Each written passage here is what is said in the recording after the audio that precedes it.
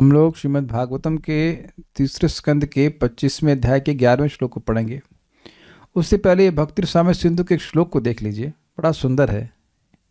वैष्णव शास्त्रों को पढ़ना ये भक्ति का अंग है, और उसमें स्कंद पुराण से कहा गया वैष्णवानी तु शास्त्राणि ये शृण्वन्ति पठन्ति च धन्यास्ते मानवा लोके तेषां कृष्ण प्रसीदति। This is 1.2.207।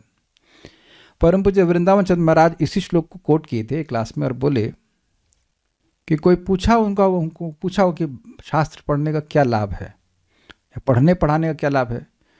तेषां कृष्ण प्रसीदति, भगवान उनसे प्रसन्न होते हैं। इससे बड़ा लाभ क्या है वेदवादी? इससे बड़ा कोई लाभ नहीं है। जीवन का, हमारे अस्तित्व का लक्ष्य ही है श्री कृष्ण को संतुष्ट करना चाहिए। तो वैष्णवानी तो शास्त्राणी, वैष्णव शास्त्रों को या वैष्णव सिद्धांत को प्रतिपादन करने वाले शास्त्रों को ये शृण्वन्ति पठन्ति च, जो सुनते हैं और पढ़ते हैं, ते मानवः लोके धन्य, वो मानव इस लोक में धन्य हो जाते हैं। क्यों धन्य हो जाते हैं? तेषां कृष्ण प्रसीदति, उनसे श्री कृष्ण प्रसन्न हो जाते हैं। अभी इस कीर्तन को समाप्त होने से पहले, अंत में, अगर क्लास शुरू होने के पहले, I was just happy that I cannot imagine a better life than this. अगर मैं अपने जीवन को कोई कहे कि इससे अच्छा कोई जीवन हो सकता, हम तो अब उससे और को दे सकते हो, अलग बात है कि लाइक बरगद के पेड़ के नीचे शिव जी के little difficult. Dravid Kumar pro, कैसा लगता है आपको बरगद के पेड़ के नीचे बैठकर कथा सुनना? Little difficult all the time, you know. Shiv ji तो कॉन्स्टेंटली कथा करते रहते हैं बिना sweater. I have to be more attached to कथा एट दैट टाइम, बट इससे बढ़िया कोई जीवन है नहीं। और अद्भुत बात ये है कि न सिर्फ मैं जी रहा हूँ, हमारे संग बहुत सारे भक्त लोग और भी जी पा रहे हैं इस तरह से। 2 टाइम कथा, ब्रेकफास्ट, डिनर, सनसेट के बाद कथा तो कभी भी सुन सकते हैं, जब भी साथ में। This is very wonderful life, a life which is pleasing to Krishna. हम बाकी कुछ और करें ना करें, ये कार्य तो स्पष्ट हो रहा है कि भगवान की प्रसन्नता के श्लोक आपके सामने रूप गोस्वामी जिसको लिखे। तो जैसे भगवान का नाम उच्चारण करना भगवान को प्रसन्न करता है, तो उसी प्रकार से भगवान के शास्त्र जो हैं उनको सुनना, भक्ति प्रतिपादक शास्त्रों को सुनना, पढ़ना, ये सब भगवान को बहुत प्रसन्न करता है। और उसमें सबसे अधिक प्रसन्न करता है कौन सा? श्रीमद् भागवतम को सुनना। तो हम भागवतम को सुनते हैं। हम लोग 3:25-10 में क्या सुने थे? अथ मे देव सम्मोहम अपाकृष्टम त्वम अर्हसि यो अवग्रोहम ममेति एतस्मिन् योजितस्त्वया। तो यहाँ पे कहने कि अतः, इसलिए, क्योंकि आप सूर्य के समान हैं, इसलिए देव, हे भगवान, आप मेरे सम्मोह को, अपाकृष्टम त्वमर्हसि, आप ही मेरे इस सम्मोह को दूर करने में समर्थ हैं। जब कभी भक्ति करने के बाद भी जीवन में कुछ गलती हो जाए ना, तो भगवान को यही प्रार्थना करना चाहिए, भगवान आप, मैं तो देखिए मोहित हूँ, आपको पता नहीं, मैं को पता है ना, मैं बद्धजीव हूँ। अगर आप इस मोह को नष्ट नहीं करेंगे तो अपना कोई चांस नहीं है। तो किसी आचार्य ने ऐसे प्रार्थना करी, तुम ही ऋषिकेश ऋषिक दम ये करो मोरे आत्मसात। आप Rishikesh, you can inspire me, you only can protect me. आप चाहें तो मेरी इंद्रियों की वृत्तियों को सदा अपनी तरफ लगा सकते हैं, चाहे तो मुझे विस्मृति में डाल दीजिए, मैं तो हेल्पलेस हूँ। और ये आप हल्के में ना लेंगे, आप ये आपको हर दिन प्रार्थना करना, every day in the morning, please protect me, please protect me. मेरी चेतना को आप अपने में ही लगाए रखिए, बस किसी न किसी रूप में, समथिंग और अदर। यही तो है ना हरे कृष्ण का मतलब, या कुछ और भी मतलब है? Please engage me in your service, keep me engage in your service. सेवा तो है, लेकिन सेवा की भावना बनी रहेगी तब ना सेवा करेंगे। तो आप ही योग उसको करने में समर्थ हैं, इसलिए कीजिए। क्या दूर करना है? तो कह रहे हैं यह अवग्रोहम, ये जो मेरा अवग्रह है, ये मेरा बाधक है आध्यात्मिक सुख को प्राप्त करने में। अहम ममेति, मैं ये देह हूँ और देह संबंधी मेरी वस्तुएं मेरी हैं, और इसके अनुसार जो मेरा दूसरा क्या है, एक थी कहाँ गया, दूसरा इति कहाँ गया भाई? 2 इति है ना इसमें, दूसरा इति दिख रहा है आपको? वहां तो 2 इति बोले, तो यहाँ 2 इति क्यों नहीं दिख रहे हैं मुझे? हाँ अच्छा, ममेति के बाद इति। हाँ भाई, तो घबरा गया, हमने कहा इति कहाँ गायब हो गया भाई? यो अवग्रहो हम ममेति इति, मतलब अहम और ममेति, और उसके बाद दूसरा इति मतलब जो राग उससे बढ़ गया कि मैं कितना सुख हूँ, मेरा घर कितना संपन्न है, इत्यादि इत्यादि। इसमें मैं आपके द्वारा ही योजित हुई हूँ, आपकी माया ने ही मुझे योजित किया है, और आप ही इसलिए माया को तिरोहित कर सकते हैं।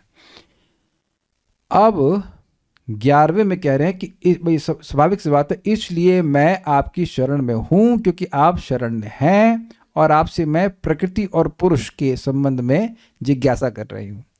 अब यहाँ पे अनुवाद कैसा रखा गया, जरा देखिए। अनुवाद रखा गया है, ये क्या हुआ, सॉरी, हाँ, अनुवाद रखा गया है इस प्रकार से प्रभुपाद जी ने, मैं पुरुष तथा स्त्री और आत्मा तथा पदार्थ के संबंध के विषय में जानना चाहती हूँ। अब देखिए ये बड़ा गड़बड़ है। मुझे एकदम अच्छे से याद है, एक प्रभु जी थे, एकदम अच्छे से, I can just very clearly, उनके बड़े बड़े वाइट से बाल थे, बीच में से मांग रखते थे, वो ऐसे ही कुछ भी प्रश्न करते थे। अब ये यहाँ पे देख लिए तो समझ तो पाए नहीं कि बोला क्या जा रहा है। करें भागवतम में पुरुष और स्त्री के संबंध में क्यों बात हो रही है, and he was taking the wrong way. लेकिन यहां पुरुष और स्त्री की बात नहीं हो रही है। पुरुष है जीवात्मा जो भोगता है, और प्रकृति मतलब ये भौतिक प्रकृति जिसको वो भोग रहा है, उसके बारे में पूछ रहे हैं। लेकिन अनुवाद देख के जुट गए, छोड़े ही ना वक्ता को। कौन वक्ता थे, शायद श्रीमान सार्वभौम प्रभु थे, कोई थे, बड़े अच्छे वक्ता थे, पीछे लग गए, नहीं ये भागवतम में पुरुष और स्त्री के बारे में क्यों बात कर रहे हैं। तो इसको देख करके आप लोग कंफ्यूज मत होइए कि लड़का लड़की के बारे में क्या संबंध है, उसके लिए भागवत हो ना भाई, उसके बाद चैप्टर समझाएंगे वो लड़का लड़की में क्या संबंध होता है। नहीं नहीं, प्रकृति मतलब भौतिक प्रकृति को जीव किस प्रकार से भोग रहा है, ये बात समझाई जाएगी। Is it okay? तो ये हम पहले क्लियर कर दें कि यहाँ लड़का लड़की की बात कुछ नहीं होने वाली है ना, वो पूछ रही हैं। तो चलिए पहले बोल लेते हैं। त्वं तं त्वागताहं शरणं शरण्यं स्वभृत्य संसार तरोः कुठारम्। तं त्वागताहं शरणं शरण्यं स्वभृत्य संसार तरोः कुठारम्। जिज्ञासयाहं प्रकृतेः पुरुषस्य नमामि सद्धर्मविदां वरिष्ठम्। जिज्ञासयाहं प्रकृतेः पुरुषस्य नमामि सद्धर्मविदां वरिष्ठम्। तं त्वागताहं शरणं शरण्यं स्वभृत्य संसार तरोः कुठारम्। तं त्वागताहं शरणं शरण्यं स्वभृत्य संसार तरोः कुठारम्। जिज्ञासयाहं प्रकृतिः पुरुषस्य नमामि सद्धर्मविदां वरिष्ठम्। जिज्ञासयाहं प्रकृतेः पुरुषस्य नमामि सद्धर्मविदां वरिष्ठम्। तं त्वागताहं शरणं शरण्यं स्वभृत्य संसार तरोः कुठारम्। तं त्वागताहं शरणं शरण्यं स्वभृत्य संसार तरोः कुठारम्। जिज्ञासयाहं प्रकृतेः पुरुषस्य नमामि सद्धर्मविदां वरिष्ठम्। जिज्ञासयाहं प्रकृतेः पुरुषस्य नमामि सद्धर्मविदां वरिष्ठम्। तं त्वागताहं शरणं शरण्यं स्वभृत्य संसार तरोः कुठारम्। तं त्वागताहं शरणं शरण्यं स्वभृत्य संसार तरोः कुठारम्। जिज्ञासयाहं प्रकृतेः पुरुषस्य नमामि सद्धर्मविदां वरिष्ठम्। जिज्ञासयाहं प्रकृतेः पुरुषस्य नमामि सद्धर्मविदां वरिष्ठम्। देवहूति ने आगे कहा, मैंने आपके चरण कमलों की शरण ग्रहण की है क्योंकि आप ही एकमात्र व्यक्ति हैं जिनकी शरण ग्रहण की जा सकती है। क्यों वेदवादिनी, भगवान ऐसे क्यों व्यक्ति हैं जिनकी शरण ग्रहण की जा सकती है? क्योंकि वही आश्रय है, वही सहायता कर सकते हैं, वही दुखों की निवृत्ति कर सकते हैं, क्यों? सुख का विधान कर सकते सही है, क्यों? शाश्वत है भगवान, और सबके सुहृद हैं, स्वराट हैं। ये बात सुनना चाह रहे थे। नहीं मतलब कोई तो तीर लगे कोई तो सारे गुण अच्छे हैं, सुहृद एक ये मारो but main thing is actually both the things are there. स्वराट भी हैं और सुहृद भी हैं, सर्वतंत्र स्वतंत्र हैं, यस समझ रहे हैं? मैं किसी को कुछ दूं तो मान लो मुझे किसी को पूछना पड़े, तो अब मान लीजिए मेरी उसकी हित करने की इच्छा है, लेकिन ऊपर वाला बॉस कहता है नहीं नहीं कर सकते हो, आप उसको नहीं हेल्प कर सकते। लेकिन भगवान किसी की हेल्प करना चाहते हैं, मतलब तो सभी की हेल्प करना चाहते हैं, लेकिन पॉइंट इज भगवान भगवान की शरण में कोई व्यक्ति जाए तो भगवान के पास सारा सामर्थ्य, सारा बुद्धि, सारा ज्ञान, सारा ऐश्वर्य, everything at his disposal, English में कहा जाएगा। उसकी सहायता करने के लिए जो कुछ भी है वो सब भगवान के पास है, ये बात है। इसलिए आप शरण्य हैं। आप वह कुल्हाड़ी हैं जिससे संसार रूपी वृक्ष काटा जा सकता है। This is very interesting. क्या आपको कभी किसी ने कुल्हाड़ी कहा है? This is interesting. अगर आपको तलवार, कुल्हाड़ी, कैंची कोई बोले, मान लो कि अपने गर्लफ्रेंड को बोलोगे यार तुम तो एकदम कैंची जैसी हो, ये क्या समझेगी ना, कैंची जैसी। ऐसी आप लोग को लग रहा है, लेकिन है ना अजीब सी उपमा कि आप कुल्हाड़ी जैसे हैं। लेकिन समझने का प्रयास कीजिए, ये संसार जो चक्र है जीव का, ये बार बार जो जन्म ले रहा है, उसकी तुलना एक वृक्ष की गई जिसकी जड़ें ऊपर ब्रह्मलोक की तरफ हैं, और हाँ जड़ें ऊपर हैं और पेड़ नीचे की तरफ है। वो अन्य अन्य लोकों में फैला हुआ है। उसको हम लोग ने 15वें अध्याय भगवद गीता की शुरुआत में पढ़ा था। 15वें भगवद गीता के 15वें अध्याय की शुरुआत में पढ़ा था। तो कुल्हाड़ी से वृक्ष को काटा जाता है, यानी भगवान की व्यक्ति शरण लेगा तो व्यक्ति का संसार वृक्ष कट जाएगा, उसे विरक्त होकर भगवान के पास चला जाएगा। लेकिन इंटरेस्टिंग है, हम शायद पहली बार सुन रहे हैं भगवान की तुलना कुल्हाड़ी से की जा रही है। इससे पहले कभी कुल्हाड़ी से किया गया? We don't remember that. कमल से तो कई बार किया, चरण कमल, लेकिन कुल्हाड़ी से पहली बार किया जा रहा है। अब भगवान को वो भी प्रसन्नता हो रही है। अतः मैं आपको नमस्कार करती हूं, क्योंकि समस्त योगियों में आप महानतम हैं। मैं आपसे पुरुष तथा स्त्री और आत्मा तथा पदार्थ के संबंध के विषय में जानना चाहती हूं। इसको हम लोग अन्वय में समझेंगे। अहम शरण्यम, मैं शरण ग्रहण करने योग्य तम त्वा, उन आपकी शरणम गतः, शरण में आई हूं। स्वभृत्य, अपने मतलब मान लो भगवान कहेंगे कि कैसा मैं हूं जिसकी आप शरण में आई हो, तो कह रहे स्वभृत्य संसार तरो कुठारम, अपने भक्तों के संसार रूपी वृक्ष के लिए कुल्हाड़ी के समान है। अपने भक्तों के, ये नहीं कि सबके। अगर सभी के होते तो सबका तो संसार बंधन कट जाता, लेकिन न, जो भगवान की भक्ति करता है उसके संसार वृक्ष को भगवान स्वयं काट देते हैं, कुल्हाड़ी की तरह। कुल्हाड़ी भी है, क्या बोलेंगे उसको, लकड़हारा भी भगवान ही है। ऐसा नहीं कि कुल्हाड़ी भगवान है चलाए कोई और, नहीं, वही काटते हैं। प्रमाण,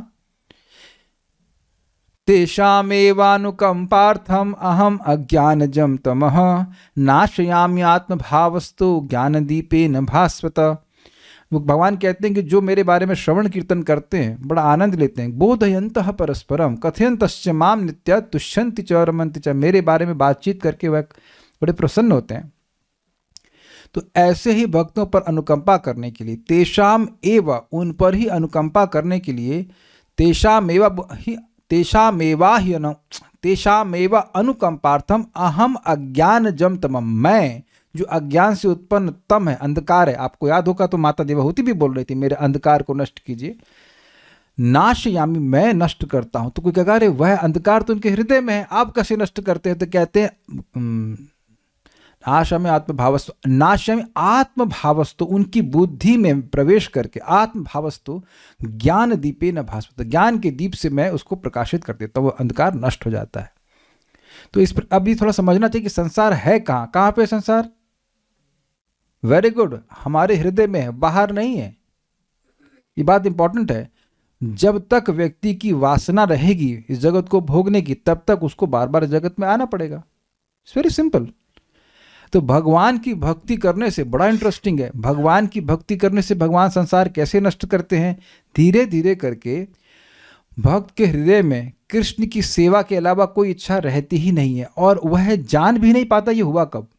इसकी शुरुआत होती है हरे कृष्ण मंत्र से। अगर सुबह खूब अच्छे से चैंटिंग करता है भक्त, तो सुबह ही उसने एक बीज डाल दिया, इसको बीज मंत्र कहते भी हैं। हरे कृष्णा हरे कृष्णा हरे कृष्णा हरे कृष्णा बोल रहा है, तो अब इससे हृदय की सफाई भी हुई और साथ साथ कृष्ण की सेवा की वासना भी स्थापित हो गई। ऐसा नहीं कि पहले नेगेटिव वासना समाप्त होगी फिर वासना आएगी, नहीं, भगवान की सेवा की वासना अच्छा है, वो स्थापित हो गई और वो बढ़ती जा रही, तो अपने आप वो नेगेटिव पॉइंट कम होता जाता है। समझ रहे हैं बात? भक्त को मालूम भी नहीं चलता है कि संसार कब नष्ट हो गया। He slowly realizes that all throughout the day he only wants to serve Krishna, although he may feel that he is only a conditioned soul. बौद्ध जीव की तरह वह फील करेगा लेकिन कार्य नहीं करेगा। उसको लगे अरे मैं तो बद्ध हूं, मैं तो क्या हूं, मैं तो सामान्य व्यक्ति हूं। लेकिन आप प्रैक्टिकल देखिए कि इस समय क्या क्लास सुनने के अलावा और कोई इच्छा आ रही है? और जगत में ऐसे भी लोग हैं जिनको क्लास सुनने के अलावा बहुत सारी इच्छाएं आ रही हैं, है कि नहीं? ये उनकी बद्धता का लक्षण है। Is it sinking in? आप लोग को बहुत नॉर्मल लगता है ना क्लास में आना? कालिया कृष्ण प्रभु को तपस्या लगता है आपको? नहीं, नॉर्मल लगता है ना? पापा को क्यों नहीं लेके आते? आप समझ गए, उस संकल्प ही नहीं होगा। हम आपको ही नहीं, हम अपने पिताजी को क्लास में नहीं ला पाए। क्लास में मंदिर तक तो पहुंचा दिए लेकिन क्लास में नहीं, क्लास में नहीं पहुंच पाए, वो नहीं पहुंच पाए क्लास, क्या करेंगे? जस्ट आप लोग को बिल्कुल नॉर्मल लग रहा है ना भागवत बैठ के सुन रहे हैं, तो इस संकल्प आ रहा है कहां से आ रही? भगवान की कृपा से ही तो आ रहा है। तो भगवान अपनी भक्ति का सुख प्रदान करके, अपनी भक्ति के प्रति आकर्षण प्रदान करके इस सारे संसार की जो वासना है उसको काट देते हैं। इस प्रकार से भगवान कुल्हाड़ी की तरह कार्य करते हैं। इजी, ठीक है।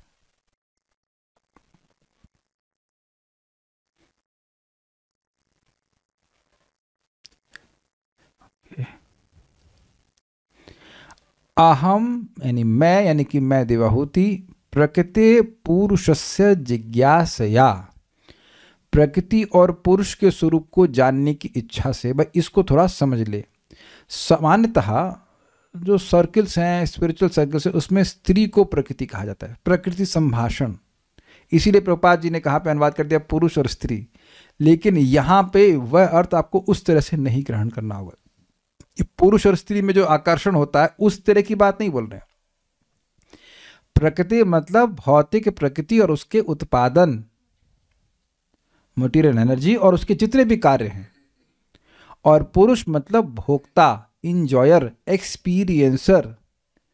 तो पुरुष यहां पे हो गया जीव जो कि प्रकृति को भोगना चाहता है। वो क्यों भोगना चाहता है, कैसे भोगना चाहता है, उसका क्या फल है, वो सब सारा उसमें आ जाएगा। उनके और भौतिक, उस जीव के, जीवभूत अर्थात बद्ध जीव के और भौतिक प्रकृति के संबंध में उनका स्वरूप क्या है, उनका संबंध क्या, उसके संबंध में जिज्ञासा से सद्धर्म विदाम वरिष्ठम। सद्धर्म, सद मतलब भक्त, सद्भावे साधु भावे च, सत्तत् प्रयुज्यते करके श्लोक है 17वें अध्याय में। सत शब्द की अर्थ साधु अर्थात भक्त के हृदय में, भक्त के अर्थ में होता है। सत मतलब भक्त, तो सत धर्म मतलब भक्तों का धर्म, भागवतों का धर्म। उसके विदाम ज्ञानियों में वरिष्ठम, सर्वश्रेष्ठ आपको नमामि अर्थात प्रणाम करती। मतलब इच्छा क्या जानने की कि आप भौतिक प्रकृति और जो बद्ध जीव है उसके स्वरूप को बताइए और उनके बीच में संबंध उसको बताइए, जानने की जिज्ञासा है एक। और इस कारण से जो भक्ति का धर्म है उसको जानने वालों में आप सर्वश्रेष्ठ हो, ऐसे आपको मैं प्रणाम कर रही हूं। धारण कर पा रहे हैं सब लोग? भक्ति का जो धर्म है, सद्धर्म है, भागवत धर्म है, उसको आप सबसे उसको जो लोग भी जानते हैं उसमें सर्वश्रेष्ठ आप हैं, क्योंकि भगवान है आप। तो इसलिए मैं आपको प्रणाम कर रही हूं इस जिज्ञासा से कि आप प्रकृति और पुरुष के बीच में जो संबंध है उसको बताइए। और ये पुरुष स्त्री का संबंध नहीं है, यहाँ जो पुरुष है वो स्त्री भी पुरुष है और पुरुष भी पुरुष है। इसको थोड़ा यहीं समझ लें तो आगे समझने में आसान होगी। देखिए, ऐसा नहीं है कि केवल पुरुष एंजॉय करना चाहते हैं, स्त्रियां भी तो एंजॉय करना चाहती हैं, इसीलिए विभिन्न प्रकार के कपड़े पहनते हैं, विभिन्न प्रकार के भोग से मतलब खाने पीने की वस्तु में, देखने की वस्तु में। तो क्या केवल पुरुषों में ही होती है? स्त्रियां नहीं चाहती हैं। हर बद्ध जीव चाहता है एंजॉय करना, उसके इसलिए उसको पुरुष कहते हैं। पुरुष मीन्स भोक्ता। क्या है पुरुष का मतलब? भोक्ता। तो जो भोग करना चाहे, आज हम आलू के पराठे खाएंगे, कौन बोलता है? केवल पुरुष बोलते हैं। होटलों में केवल पुरुष ही आते हैं, सब स्त्रियां नहीं जाती हैं, तो स्त्रियां भी जाती हैं, पुरुष भी जाते हैं, सभी लोग, सारी पिक्चर केवल पुरुष लोग देखते हैं। मैं और आईडी देना नहीं चाहता, लेकिन आप जान रहे हैं कि दोनों जगह बराबर की बात है ना। Is it sinking? तो पुरुष का मतलब इंजॉयर, भोक्ता, एक्सपीरियंसर, उसका और भौतिक प्रकृति का, यानी कि जो भोग के सामग्री, उनके बीच में क्या संबंध है, वो मैं जानना चाहती हूँ। तो प्रश्न एकदम क्लियर है। क्या प्रश्न है वेदवाद ने, बताइए। पुरुष और स्त्री यानी एंजॉयर। आप स्त्री शब्द का प्रयोग ही मत कीजिए, लेकिन नहीं तो दिमाग में लोगों को कंफ्यूजन रहेगा। हाँ, भोक्ता और भौतिक प्रकृति में क्या संबंध है? उनका स्वरूप बताइए कि जीव क्या है, जीव का स्वरूप क्या है और प्रकृति। देखिए एक और बात है, इसको जानने की जरूरत क्या है। देखिए इस समय हम लोग अपने स्वरूप को ठीक से नहीं समझ रहे हैं। हम क्या मान रहे हैं? हम ये देह, we are thinking that we are प्रकृति। Do you agree? जीव यही मान रहा है कि वह प्रकृति है, मतलब भौतिक प्रकृति, जबकि है वो एंजॉयर, उससे अलग। तो जब अपने स्वरूप को समझेगा तब ना उसके अनुसार कार्य करेगा। आप मेरी बात समझ रहे हैं? जब मैं ये मानता रहूंगा कि मैं ये देह हूं, तो देह के अनुसार ही कार्य करूंगा कि नहीं? आहार, निद्रा, भय, मैथुन इत्यादि। तो जब अपने स्वरूप को समझेगा तब ना वो अपने अनुसार कार्य करेगा। जैसे मान लीजिए कि कोई कब मतलब शेर का बच्चा है, वो कदाचित वह बकरियों के संग चला गया, तो हमेशा यही मानता रहेगा कि वह तो बकरी है। जो उसको बताया जाएगा तुम अपनी महिमा में आओ भाई, तुम शेर हो, तब वो शेर की तरह शायद कार्य कुछ करे। इससे पहले मैं आगे जाऊं, क्या आप ये बात समझ रहे हैं कि हम लोग अगर भक्ति के बारे में ना सुने तो पूरे टाइम देह की ही बात करते हैं। एक व्यक्ति हाथ खड़ा कर दे जो ऐसा ना करता हो। अगर रेयरली कोई ऐसा है कि मैं इस क्लास को रोक दूं, अब वो अब आत्मा के बारे में कुछ पूछेगा, कैसे हैं, ठीक है ना, मतलब देह ठीक है ना। हाँ महाराज ठीक है, ठीक है, मतलब सही है, खाना वाना हजम होना करी। अरे भाई 16 माला हो गया तब ठीक है, नहीं तो ठीक नहीं है। और केवल 16 माला ही नहीं, भक्ति कर रहे हैं तब ठीक है। सारी चिंता केवल देह की, तो किस लिए? क्योंकि यही मान रहे हैं कि मैं प्रकृति हूं। तो इसलिए समझना जरूरी है। ऐसा मत सोचिएगा कि आप और मैं समझ गए कि हम लोग हाँ आत्मा है, नहीं, it doesn't sink so easily. इतना दोनों चीजें बिल्कुल नहीं मिल सकती हैं। They are water tight compartments. जीव कभी प्रकृति नहीं हो सकता और प्रकृति कभी जीव नहीं हो सकती। प्रकृति जड़ है, लेकिन ये इस जड़ प्रकृति में ही अभिनिवेश बना हुआ है कि मैं ये हूं इत्यादि इत्यादि। आप लोगों ने लास्ट टाइम आत्मा के लिए कितना पैसा खर्च किया था? तो आप देखेंगे कि देह के लिए बीमार हो गए, अरे 3,000, 4,000, 50,000 सब खर्च करता है। और कौन व्यक्ति 50,000 रुपये अपनी आत्मा के लिए खर्च कर रहा है?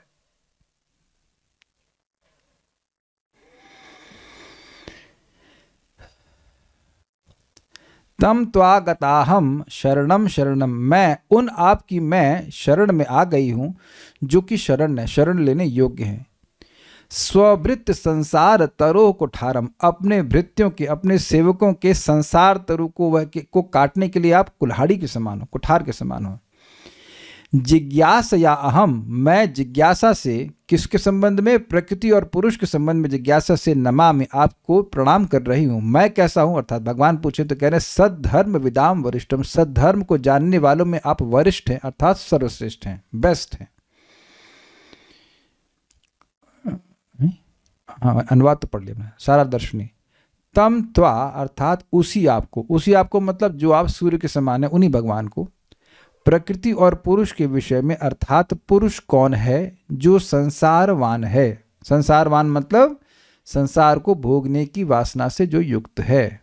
और प्रकृति क्या है? अर्थात भौतिक प्रकृति क्या है? जिससे जीव का यह संसार उत्पन्न होता है। यह जिज्ञासा अर्थात जानने की इच्छा से मैं आपकी शरण में आई हूं। क्लियर है? इस विषय में प्रश्न करने योग्य अन्य कोई व्यक्ति नहीं है। मतलब अगर भगवान कहें कि मुझी को क्यों पकड़ा, किसी और को पूछ लेती हैं, इधर देखो आसपास कोई होगा, पूछ लो जाकर के। तो इस विषय में प्रश्न करने योग्य अन्य कोई व्यक्ति नहीं है। यह कहती हैं सद्धर्म विदाम वरिष्ठ, साधुओं का जो धर्म है, भक्तों का जो धर्म है, अर्थात संसार निवृत्ति कराने वाली भक्ति रूप धर्म, उस धर्म को जो जानने वाले हैं उनके बीच आप ही श्रेष्ठ हैं। This is very nice. सद्धर्म पृच्छ, व्हाट इज दैट? आदो गुरु पादाश्रय कृष्ण दीक्षादि शिक्षणम सद्धर्म पृच्छ। सबसे पहले गुरु की शरण में जाना होता। आदो गुरु पादाश्रय कृष्ण दीक्षादि शिक्षणम, उनसे दीक्षा स्वीकार करनी होती है, शिक्षा स्वीकार करनी होती है। और सद्धर्म पृच्छा, सद्धर्म की जिज्ञासा करनी होती है कि भक्ति कैसे संपादित की जाए, भक्ति कैसे की जाए, सीखना होता है। ये बात है, हमने सुना था ना भक्ति रसामृत सिंधु में। तो सद्धर्म मतलब वह धर्म जो भक्तों के द्वारा संपादित किया जाता है और उसका प्रभाव ये होता है कि व्यक्ति जगत से मुक्त हो जाता है। और इसमें तो किसी भक्त को कोई संदेह नहीं होगा कि जो हरे कृष्ण मंत्र जप करना हमें सिखाया गया है, भागवत सुनने के लिए बोला गया है, नाम उच्चारण किया गया, ये धीरे धीरे हमें जगत से डिसइंटैंगल कर रहा है। आपके हिसाब से धीरे धीरे और आपके रिश्तेदारों के हिसाब से तेज तेज, है ना? अरे यार तुम तो मिलते ही नहीं हो, तुम तो कुछ बात ही नहीं करते हो, इत्यादि इत्यादि। कोई विरोध दिख रहा है कि भक्ति करने से आप डिसइंटैंगल्ड महसूस कर रहे हैं? गुड। तात्पर्य, जैसा कि सर्वविदित है, मतलब सब जानते हैं, सांख्य योग प्रकृति तथा पुरुष के विषय से संबंधित है। अब इसकी व्याख्या नहीं होगी, समझ गए होंगे प्रकृति और पुरुष क्या होता है। श्री भगवान या भोक्ता के रूप में जो कोई पूर्ण पुरुषोत्तम भगवान का अनुकरण करता है वह पुरुष है और प्रकृति का अभिप्राय प्रकृति से है। मतलब भगवान इस जगत के नियामक हैं। तो जो कोई व्यक्ति भगवान का अनुकरण करता है, मतलब अनुकरण का मतलब क्या होता है? फॉलो नहीं, नकल करना, नकल करना। जैसे माता जी खाना बनाती हैं तो बच्ची खाना नहीं बना सकती है, तो माता लोग उसको मिट्टी के बर्तन देते हैं। वेदवादी खेली हैं आप कभी दिवाली में? Have you played kitchen set? Yes, exact word. कौन सी माता जी लोग खेली हैं इससे बचपन में? अब तो सब लोग खाना बना रही होंगी। आई थिंक एवरीवन दिवाली में सब खेलती थी। प्रिया शर्मा माता जी खेलती थी आप बचपन में, अभी भी खेलती हैं, ये असली में खाना बनाती हैं। तो आप जान रहे हैं कि खेलना और खाना बनाने में बहुत भेद है। और आप देखेंगे लड़कियां इतनी अभिनिविष्ट होती हैं, अरे जरा आप रोटी लाओ अपनी, और सब्जी बनी कि नहीं बनी, तुम इतना लेट क्यों कर रही हो? लड़कियां इतना नौटंकी करती हैं। हम अपनी बहनों को देखे थे, कजिन, ये बनाओ वो लाओ और ये मिठाई लाओ, कुछ नहीं रखा है वहाँ लेकिन नौटंकी, ये लाओ वो लाओ, और इतना वो एब्जॉर्ब होती है। अच्छा खा ले खा ले खा लो, ये लो खाओ खाओ, ये भी करते थे ना, खाओ खाओ, कुछ वो मुंह खोलेगी वो खा रही है, नौटंकी। बहुत होगा तो थोड़ा खील बताशा लेके, दिवाली का खील बताशा लेकर के उसी में खुश हो जाती है। But there is nothing. Actually जब भूख लगेगी तब तो माँ के पास जाना पड़ेगा ना, वहां तो कुछ पूरी छनेगी नहीं। कोई माता ना खेली हो ये खेल तो जरा बताइए। कोई हैंड रेस कर? Okay, so now you understand the point. तो ये इसको सलोनी माता जी, अरे आपका जीवन व्यर्थ हुआ, फिर आप भागवत को समझेंगे आप तो आप समझ रहे हैं, इसको समझिए। भगवान गृहस्थ है कि नहीं इटर्नली? हाँ, तो भगवान है, उनकी सुंदर पत्नी है, और तो बच्चे नहीं हैं उनके, और सेवक आदि हैं सब उनके। तो उसी चीज का अनुकरण लोग करते हैं यहाँ पे। उनका गृह लक्ष्मी, वो नारायण हैं, उनकी लक्ष्मी जी लक्ष्मी जी आ गए, फिर बच्चे हो गए, फिर ये प्लान, ये नाटक हो रहा है। सेम टू सेम ये कार्य हो रहा है। ये आप देखिएगा, ऐसा ही हो रहा है अब इसका मतलब ये नहीं कि लोग शादी ना करें, लेकिन दोनों को ये भावना होनी चाहिए कि हम कृष्ण के सेवक हैं। लेकिन जनरली लोग इस तरह सोचते हैं, इसी तरह सोचते हैं, इसी को अनुकरण करना कहते हैं। या और भी की तरह से जब भी कोई इंद्रिय तृप्ति करना चाहता है तो वो प्रकृति का प्रभुत्व जताना चाहता है, प्रकृति पर प्रभुत्व जताना चाहता है। प्रभु मतलब स्वामी, कंट्रोलर। तो जो व्यक्ति इस प्रकार से कर रहा है वो पुरुष है। इस भौतिक जगत में पुरुषों या जीवों के द्वारा प्रकृति का उपभोग होता है। मैं उम्मीद करता हूं कि आप लोग समझ रहे हैं कि यहाँ जीव का अर्थ वो पुरुष नहीं जो आप देख रहे हो कि ये पुरुष दाढ़ी मूछ वाला पुरुष, वो नहीं। इंजॉयर के अर्थ में पुरुष को ग्रहण करना होगा। इस संसार में प्रकृति तथा पुरुष अथवा भोग तथा भोक्ता के संबंध की जटिलताएं संसार अथवा भौतिक बंधन कहलाती हैं। मतलब जो भौतिक प्रकृति है, उसके जो वेरियस प्रोडक्ट्स हैं और उसको जो जीव भोग रहा है, उनका जो संबंध बन गया उसी को संसार कहते हैं। अगर वो संबंध काट दिया जाए तो दोबारा जीव जन्म नहीं लेगा। देवहूति भौतिक बंधन रूपी वृक्ष को काटना चाह रही थीं और इसके लिए उन्हें कपिल मुनि के रूप में कुठार प्राप्त हुआ था। ये तो स्पष्ट है, अपनी बेसिकली कह रहे हैं अपनी जो संसार वासना है उसको वह नष्ट करना चाहती थी। उन्हें बोला था कि मैं अब थक गई हूँ, निर्वर्णाम नितराम असत इंद्रिय तर्षणाम, मैं जो असत इंद्रियों का जो घसीट रही है मेरे को, उसको मैं उससे बिल्कुल ऊब गई हूँ, तो मैं चाहती हूँ कि ये तर्षण समाप्त हो जाए। इससे तो सब भक्त लोग जो साधना कर रहे हैं वो रिलेट कर सकते हैं कि हृदय में जब भोग वासना आती है या कभी भी आती है तो we want to give it up. तो वही बात को बोल रहे हैं कि ये काटेंगे कैसे, आपके कपिल देव की कृपा से। भगवद गीता के 15वें अध्याय में संसार रूपी वृक्ष की व्याख्या उस अश्वत्थ वृक्ष के रूप में की गई है जिसकी जड़ें ऊर्ध्वमुखी और शाखाएं अधोमुखी हैं। ऊर्ध्वमुखी मतलब ऐसा पेड़ है जिसमें जो ऊपर है, उसकी ऊपर से अर्थ लिया गया था कि ब्रह्मलोक में उसकी जड़ें हैं और नीचे फैल रहा है विभिन्न प्रकार के लोकांतर में। कोई देवता का शरीर प्राप्त किया है, कोई मनुष्य का शरीर प्राप्त किया है, कोई निम्न योनि में प्राप्त किया है, सब अपने अपने इच्छाओं के अनुसार और उनको दिए गए शरीर के अनुसार भोग रहे हैं। ये बात बोल रहे हैं। यहां यह बताया गया है कि इस संसार रूपी वृक्ष की जड़ को विरक्ति के कुठार से काटना होता है। देखिए एक बात समझ रहे हैं, यहां ये नहीं बोल रहे हैं कि आप सर्च करो कि ये पेड़ उगा कहां से, दैट इज नॉट पॉसिबल। यह क्लियर नहीं होगा कि हम कब भौतिक जगत में आए, लेकिन इसको काटने का तरीका जरूर पता है, और वो क्या है, वो है विरक्ति। प्रश्न है फिर, आसक्ति क्या है? विरक्ति से काटेंगे तो आसक्ति क्या है? तो कह रहे हैं इसमें प्रकृति तथा पुरुष सन्निहित हैं, यानी भौतिक प्रकृति और जीवात्मा दोनों उसमें मिले हुए हैं। जीव प्रकृति पर अधिकार जताना चाहते हैं और चूंकि बद्ध जीव प्रकृति को ही अपने भोग का लक्ष्य बनाता है और स्वयं भोक्ता बनता है, अतः वह पुरुष कहलाता है। इजी है, सबको समझ में आ गया? ठीक है, ओके।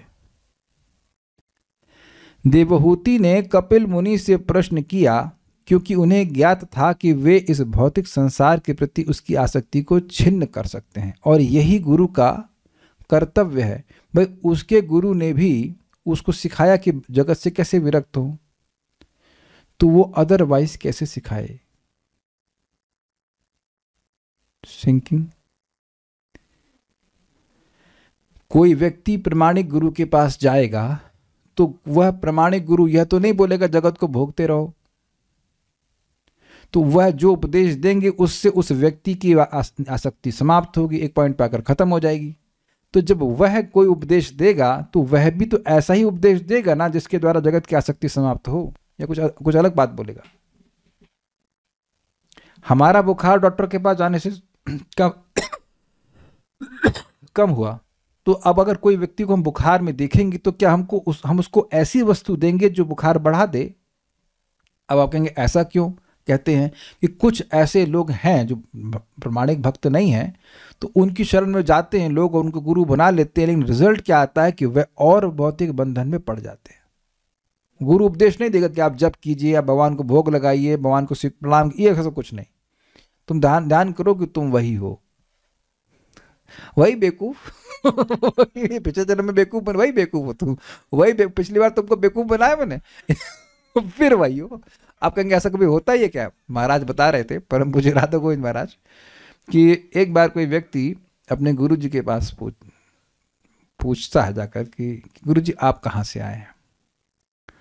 तो गुरु जी बोले जहां से तुम आए हो वहीं से हम आए।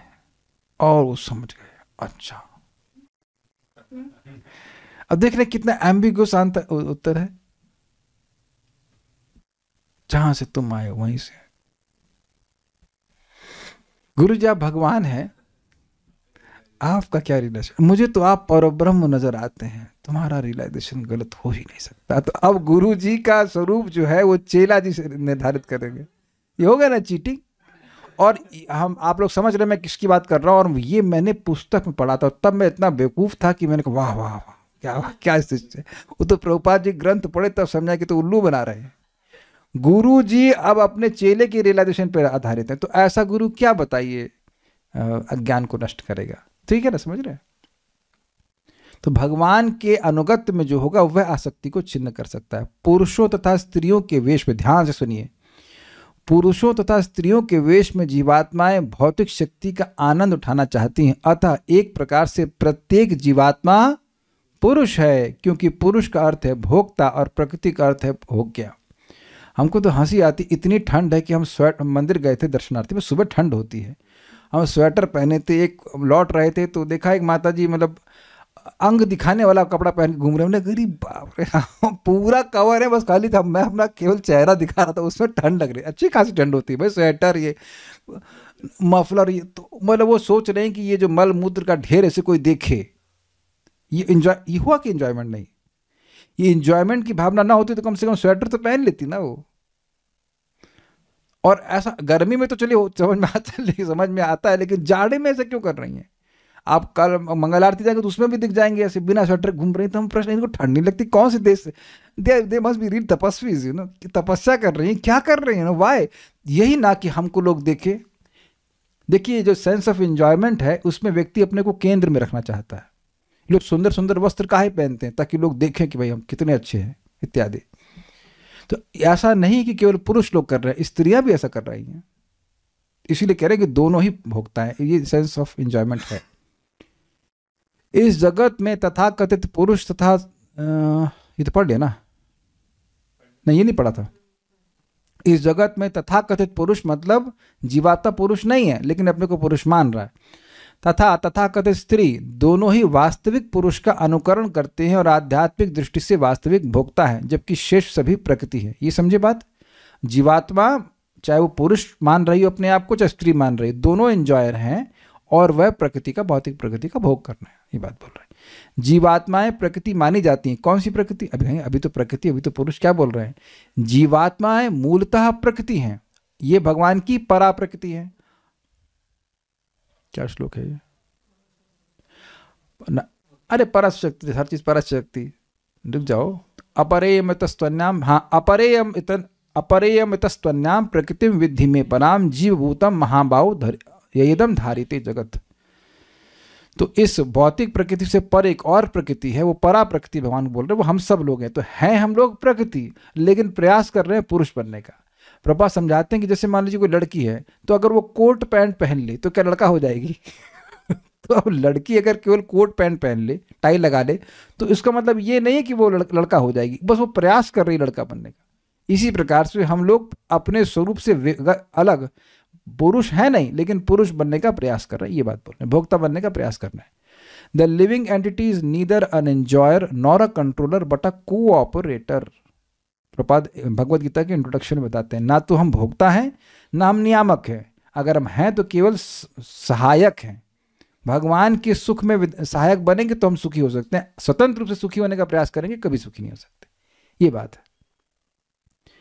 भगवद गीता में एक मिनट, इसी कारण से भक्ति में आने के बाद भी अगर भक्त इंद्रिय तृप्ति करते हैं then they feel extremely disgusted,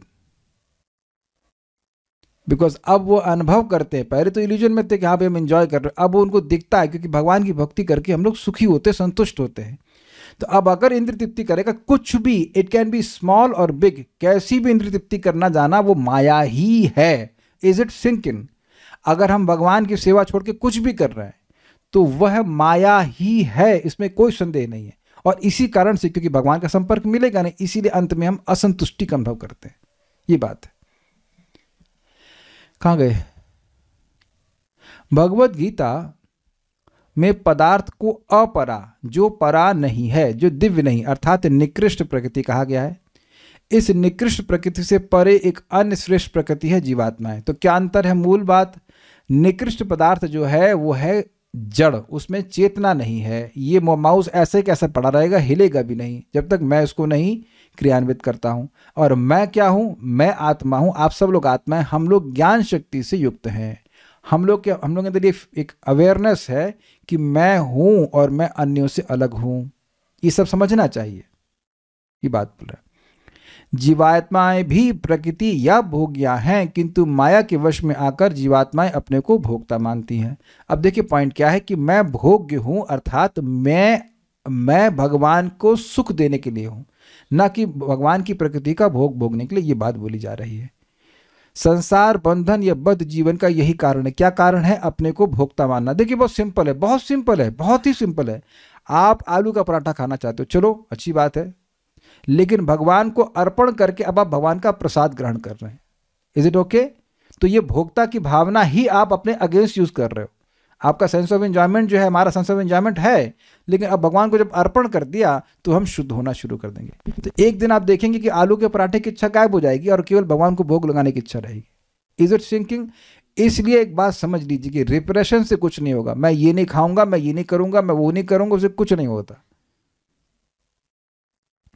आपको अपनी इच्छाओं को, जो भी भोग इच्छा भी है, उसको भगवान के प्रति, भगवान की ओर डायरेक्ट कर देना चाहिए। काम कृष्ण कर्मार्पणे, सुना है ना आपने? मान लीजिए कोई गाना चाहता है, अभी एक भक्त आए थे, कमलेश प्रभु आए थे, तो उनको कोई बोला नहीं गाना नहीं चाहिए, हारमोनियम नहीं बजाना चाहिए। हमने कहा नहीं, क्यों नहीं बजाना चाहिए? कल बजाया, देखो बजा बजा कर सो यू सी, हारमोनियम बजाना प्रॉब्लम नहीं है, यू उसको भगवान की सेवा में लगाइए। अपने लिए कोई गाना बजा रहे हो तो वो गड़बड़ है। ये आप प्लीज सीखिए। आप और मैं, हम लोग के एक जीवन नहीं है, हम लोग पिछले जन्म से कंटिन्यू कर रहे हैं ना, तो हर एक के अलग अलग संस्कार हैं। मान लो किसी को खाना बनाने की रुचि है, नहीं नहीं केवल खिचड़ी बनाओ, ही विल फील रिप्रेस्ड। उसकी जो वृत्तियां हैं उसको भगवान की सेवा में लगाना चाहिए, अपने आप वो शुद्ध हो जाएगा। क्लियर? ठीक है। इस निकृष्ट प्रकृति से परे एक अन्य श्रेष्ठ प्रकृति है जीवात्माएं। जीवात्माएं भी प्रकृति या भोग्य हैं, किंतु माया के वश में आकर जीवात्माएं अपने को भोक्ता मानती हैं। संसार बंधन या बद्ध जीवन का यही कारण है। देवहूति बद्ध जीवन से निकलकर पूर्णतया समर्पित हो जाना चाहती थी। मतलब वो ये नहीं चाहती थी कि कोई भी इंद्रिय करे, केवल कृष्ण की सेवा में रहें। भगवान शरण है, जिसका अर्थ यह होता है कि वे ही एकमात्र व्यक्ति हैं जिनको पूर्ण रूप से समर्पण किया जा सकता है, क्योंकि वे ऐश्वर्यों से पूर्ण हैं। ज्ञान है, वैराग्य है, बल है, धन है, सब कुछ है। देखिए एक विचार कीजिएगा कि आज तक आप कभी ना कभी किसी ना किसी की शरण जरूर लिए होंगे। किसी कंपनी की शरण लिए हैं, क्योंकि वो सब भिखारी हैं। क्यों वरुण प्रभु, है ना? किसी भिखारी क्या कोई जॉब करता है? आप बताइए, जगह कोई भी पैसा ना हो, या ऐसी जगह आप कहीं जॉब करेंगे जो जरा सा गलती है तो गोली मार दे। ऐसा सुना है हमने कि एक व्यक्ति हैं, उनके जो जनरल्स हैं, वो जरा सा सो गए तो गोली मार दी। हाँ, मीटिंग में हल्का सो गए तो गोली मार दी। तो अब कोई व्यक्ति बहुत पावरफुल है, बहुत पैसे वाला है, लेकिन इतना खूंखार है, तो भाई उसकी सेवा भी नहीं करेगा आदमी। तो पॉइंट क्या है? भगवान सारे ऐसे गुणों से युक्त हैं जिसको हम ऐसे व्यक्ति में खोज रहे हैं जगत में, जिसकी हम शरण लेते हैं। मेरी भाषा समझ में आ गई? भाई किसी को मान लो ज्ञान की इच्छा है तो किसी ज्ञानी के पास जाएगा, तो भगवान के पास सारा ज्ञान है। किसी को सौंदर्य की देखने की इच्छा है तो भगवान सबसे सुंदर है। ये सब बातें समझने वाली, ये बात है।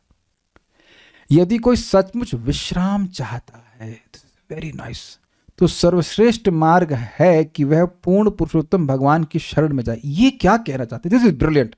देखिए कोई व्यक्ति किसी की शरण में जाता है, फिर या तो व्यक्ति वही मर जाता है, खत्म हो जाता है, ये व्यक्ति उसको छोड़ देता है, या हम देखते हैं कि ये व्यक्ति उतना पूर्ण नहीं है जितना कि मैं सोच रहा था। अग्रीड? तो अब व्यक्ति वहां विश्राम नहीं पाएगा, ही वोंट स्टॉप देयर। आप देखो, अपने जब से हम लोग पढ़ाई करना शुरू किया, नर्सरी पे नर्सरी से फर्स्ट, सेकंड, थर्ड, ऐसा तो नहीं कि एक टीचर पा लिया उसके आगे कुछ चाहिए ही नहीं, है कि नहीं? क्लियर दिख रहा है ना कि भगवान की प्राप्ति कर ली तो अब उसको कहीं और किसी विंडो में जाने की जरूरत नहीं है, ये बोल रहा है। He will be fully satisfied, ये बात है। यस, भगवान को यहां पर सद्धर्म विदाम वरिष्ठम कहा गया है। यह बताता है कि दिव्य वृत्तियों में सर्वश्रेष्ठ वृत्ति श्री भगवान की प्रेम भक्ति है। क्या बता रहा है ये? सद्धर्म मतलब भक्तों की वृत्ति, भक्तों का कर्म, भक्तों का धर्म, भक्तों का वह गुण जो उनसे अलग ही नहीं कर सकते, वो है। उसको जानने वाले भगवान सर्वश्रेष्ठ है। कभी कभी धर्म को धर्म के रूप में अर्थ किया जाता है। तो देखिए अनुवाद हिंदी में हुआ है इसलिए ऐसा लग रहा है, एक्चुअल इंग्लिश है, होनी चाहिए या होगी इस तरह से कि sometimes dharma is translated as religion. देख लीजिए इंग्लिश में क्या लिखा, यही लिखा होगा, इसलिए उस तरह समझेगा। कभी कभी धर्म को रिलीजन के रूप में अर्थ किया जाता है, किंतु इसका वास्तविक अर्थ है वह जिसका परित्याग नहीं हो सकता है, जिसे स्व से पृथक नहीं किया जा सकता।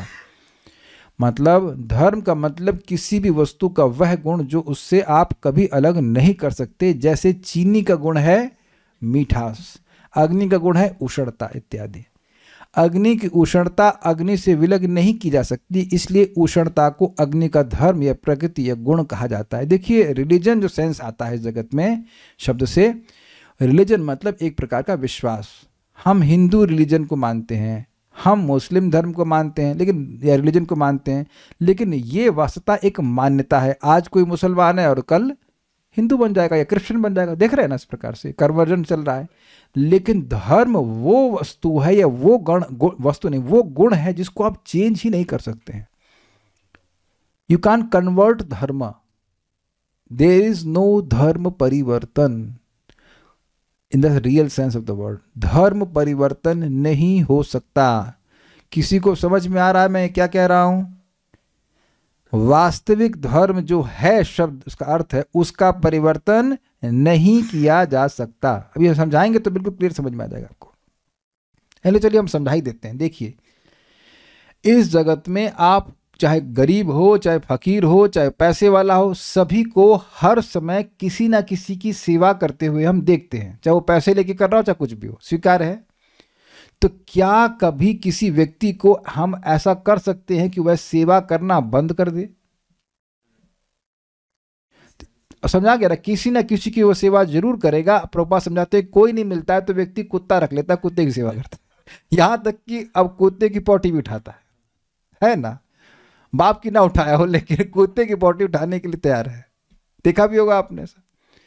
तो अब ये स्पष्ट है कि व्यक्ति सेवा किए बिना नहीं रह सकता। अगर हम कृष्ण की सेवा नहीं कर रहे होते हैं तो कौन मिल जाता है? माया की सेवा कर रहे होते हैं। मतलब सेवा सब हर टाइम करते रहते हैं। इसलिए कोई कहे ये भक्त सेवा ही नहीं कर रहा, ये गलत है। सब लोग सेवा कर रहे हैं, एवरीवन, मटेरियलिस्ट, स्पिरिचुअलिस्ट, कोई व्यक्ति ऐसा हो ही नहीं सकता है कि सेवा किए बिना रह जाए। सबको एकदम क्लियर है, ठीक है। तो ये है जीवात्मा का धर्म। अग्नि की उष्णता अग्नि से विलग नहीं किया जा सकती, इसलिए उष्णता को अग्नि का धर्म या प्रकृति या गुण कहा जाता है। प्रकृति मीन्स क्वालिटी। इसी तरह सद्धर्म का अर्थ है शाश्वत धर्म या वृत्ति। सद्धर्म मतलब भक्तों का धर्म। यह शाश्वत वृत्ति है ईश्वर की दिव्य प्रेमा भक्ति में लगना। कपिल देव के सांख्य दर्शन का उद्देश्य विशुद्ध कलमश रहित भक्ति का प्रसार है। फलतः उन्हें जीव के दिव्य धर्म के ज्ञाताओं में सर्वश्रेष्ठ व्यक्ति कहकर संबोधित किया गया। देखिए बात क्या हुआ, सांख्य के बारे में बोलेंगे तो जीवात्मा को अलग करेंगे भौतिक प्रकृति से। तो प्रश्न होगा कि भाई चलो भौतिक प्रकृति से अलग है, उसको भौतिक प्रकृति का भोग नहीं करना चाहिए, ठीक है। तो करना क्या चाहिए? तो क्या करना चाहिए? जीव को भगवान की सेवा करनी चाहिए। तो यानी सांख्य के द्वारा आप जीव को भौतिक प्रकृति से अलग करते हो। अगर आप देखो कि यही प्रीचिंग किया गया कि नहीं आपको, कि आप क्या देह हो? नहीं, देह से पृथक आत्मा हो। तो फिर प्रश्न बनेगा अगर मैं आत्मा हूं तो मैं करूं क्या? तो अब आप समझ गए कि इस प्रकार का एनालिसिस कि आप देह नहीं हो, देह इन सब चीज़ों से बना हुआ है, जो गिन रहे हैं, मतलब पृथ्वी जल वायु अग्नि आकाश इत्यादि जो गिन रहे हैं, उसका रिजल्ट ये होगा कि व्यक्ति को कंक्लूजन ये ड्रॉ करना पड़ेगा कि वह आत्मा है और भगवान का अंश है, उसका एकमात्र कर्तव्य कृष्ण की सेवा करना है। तो जिस सांख्य में ये कंक्लूजन नहीं आ रहा है, ये वो व्यर्थ सांख्य है। लेकिन भगवान कपिल देव जो सांख्य सिखाएंगे उसका कल्मिनेशन, उसका पर्यवसान इसमें होगा कि व्यक्ति समझेगा कि मैं आत्मा हूं, मेरा एकमात्र कर्तव्य कृष्ण की सेवा करना। यह बात प्रभुपाद समझा रहे हैं। और ऐसे भगवत धर्म को समझने में भगवान कपिल देव सर्वश्रेष्ठ है, समझने में भी और समझाने में भी। एक और इंटरेस्टिंग बात है, क्योंकि सबसे श्रेष्ठ है समझने में, जानने में, इसलिए समझा भी अच्छे से पाएंगे। जो व्यक्ति जिस चीज को खूब अच्छे से समझ लेता है तो उसको समझाने में भी आसान होता है। मेरा अनुभव है यहाँ पर कि जो टॉपिक समझ में मेरे को नहीं आता है, उधर हम सब जो सुनने वाले उनके चेहरे पे भी कंफ्यूजन ही नजर आता है। जब मेरे को ही समझ में नहीं आ रहा है तो मैं आप लोगों को कैसे समझाऊंगा? आप लोगों के संग कभी ऐसा हुआ है कि आपको खुद ही कुछ समझ में नहीं आ रहा है तो आप एक्सप्लेन ही नहीं कर पाते सामने वाले को? तो जब भगवान को सब कुछ जानने वाले हैं, भगवान को एकदम अच्छे से जानते हैं कि कैसे बोलूंगा कि सामने वाले को समझ में आ जाए। बहुत श्रेष्ठ है, क्षमा कीजिएगा, बहुत नहीं, सर्वश्रेष्ठ है भगवान बोलने में। तो इसलिए भी भगवान की शरण ले रही। कोई प्रश्न किसी बात का है तो हम देख लेते हैं। कॉपी करना नहीं, सो विल स्टॉप हियर। उसके बाद आगे कुछ होगा, देखते हैं क्या होगा। श्रीमद् भागवतम की जय, श्रील प्रभुपाद की जय, निताई गौर प्रेमानंदे।